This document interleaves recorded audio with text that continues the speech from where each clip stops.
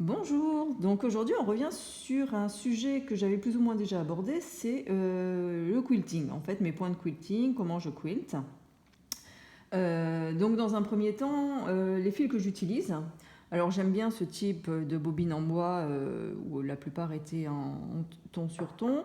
J'aime beaucoup aussi les petites fils de dentelle de filo chinois. C'est un tout petit peu plus épais, mais c'est assez décoratif. Il y a de toutes les couleurs. Je le trouve de très bonne qualité.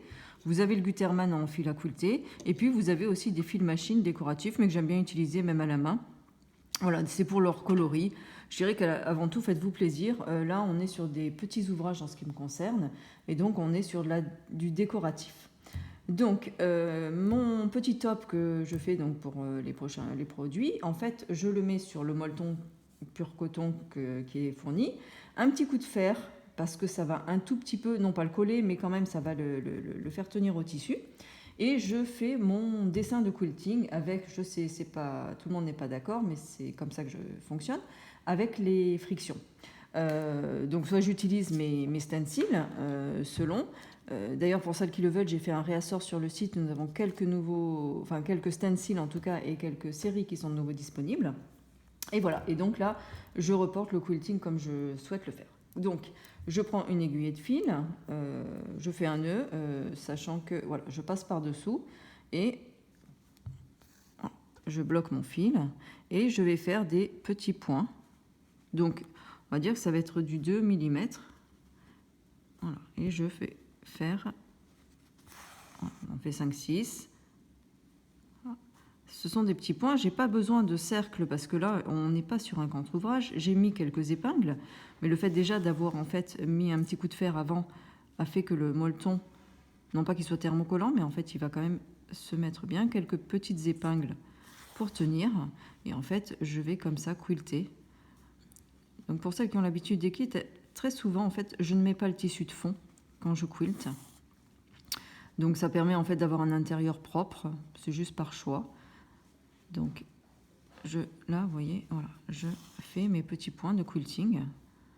Donc juste, en effet, je commence plutôt au milieu de l'ouvrage et je vais en fait aller là par exemple pour ce type de quilting simple, je vais faire une première bande. Dans un premier temps, je vais les faire toutes parallèles et puis après je vais venir dans l'autre sens.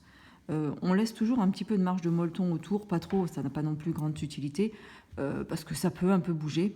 Il faut savoir aussi que je le dis parfois je le dis dans mes kits, c'est que le quilting aura tendance un tout petit peu à réduire, donc il vaut mieux redécouper après, proprement, parce qu'en fait, si par exemple on doit avoir 15, on aura que, on peut être à 16 là maintenant, on quilte et on redécoupe éventuellement même voir la forme après, puisque le quilting peut avoir tendance à tout petit peu, alors ça ne va pas jouer à grand chose, mais se mettre à 0,5 de moins, et c'est quand même toujours mieux de pouvoir redécouper quand on a fini après notre quilting.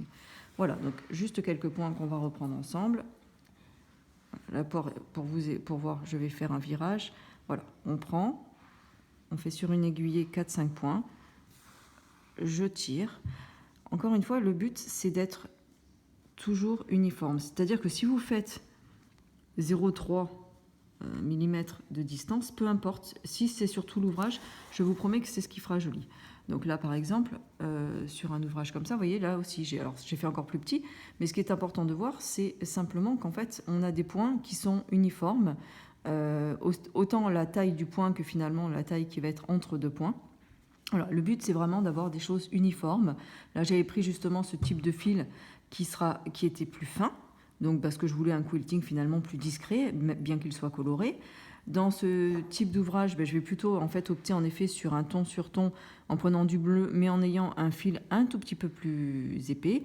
Et puis si vraiment je veux quelque chose de plus décoratif encore, ce type de fil va être encore la taille au-dessus. Moi j'aime bien, mais là aussi c'est parce que j'ai un tissu peut-être plus ton sur ton et que j'ai envie d'apporter, que mon quilting y apporte vraiment une touche de couleur, une touche décorative. Et dans ce cas-là, je vais utiliser un fil un petit peu plus épais. Ce qu'il faut savoir, voilà, c'est des points les uns après les autres, de manière facile. Moi, je tiens l'ouvrage comme ça, il n'y a pas de tambour, et je vais le faire tranquillement, dans un sens, dans l'autre. Les quelques épingles suffisent. Je peux vous assurer que le quilting, c'est pas si difficile que ça. C'est juste une petite habitude. Alors c'est vrai que maintenant je vais vite, mais même vous pouvez y aller tranquillement. Voilà, prendre le temps, pas plus d'instruments que ça, du bon fil, une aiguille et un bon traçage. À la semaine prochaine!